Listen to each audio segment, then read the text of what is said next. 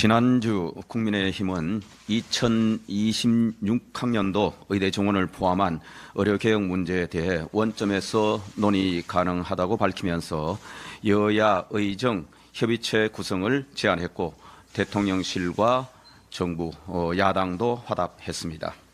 의료계에서도 대표성 있는 인사들이 여야 의정 협의체에 적극 참여해 주실 것을 요청드립니다. 거대 야당이 이재명 표 지역화폐법을 행안위에서 여당의 반대도 불구하고 일방적으로 밀어붙여 강행 처리했습니다. 매우 유감스럽게 생각합니다. 나아가 야당은 지난달 대통령이 제의요구한 전국민 25만 원 현금 살포법까지 재표결할 뜻을 밝혔습니다. 여야 대표가 회담을 하고 정기국회를 맞아 민생을 위해 협치하겠다던 약속들이 이재명 대표 하명 폭주로 급격히 식어가는 것 아닌가 하는 우려가 커지고 있습니다. 거대 야당이 의석수를 무기로 밀어붙이는 지역화폐법은 지자체의 지역 상품권 발행에 대한 정부 재정 지원을 의무화시키는 포퓰리즘법입니다. 전국민 현금 살포를 무기한으로 상설화시키자는 나쁜 법입니다.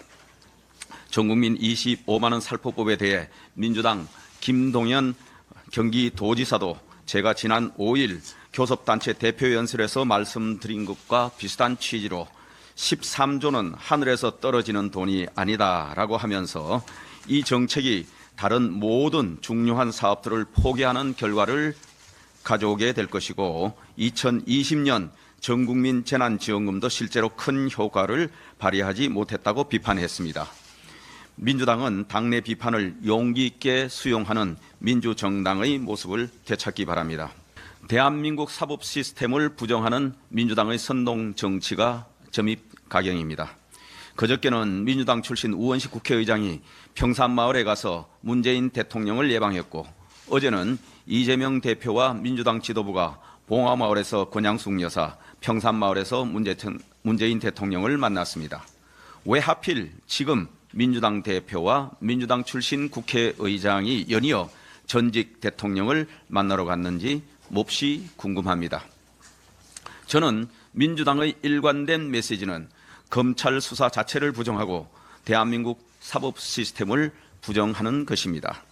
이재명 대표와 문재인 대통령을 둘러싼 여러 의혹에 대해 수사와 재판으로 진실이 밝혀지더라도 그 결과를 인정하지 않고 불복하기 위한 사법 리스크 방탄동맹 빌드업은 아닌지 심히 우려스럽습니다.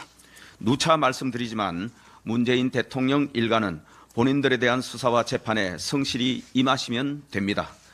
과거 문 대통령께서 하신 말씀 그대로 그냥 법대로 하시면 됩니다.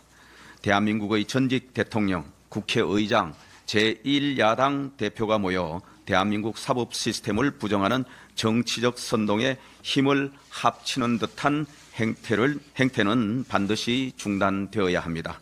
현명하신 국민들께서 다 꿰뚫어 보고 계십니다.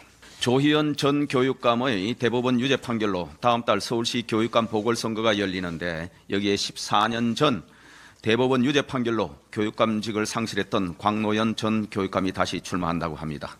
광노현 전 교육감은 14년 전 상대 후보를 2억 원에 매수한 죄로 교육감직을 상실했습니다.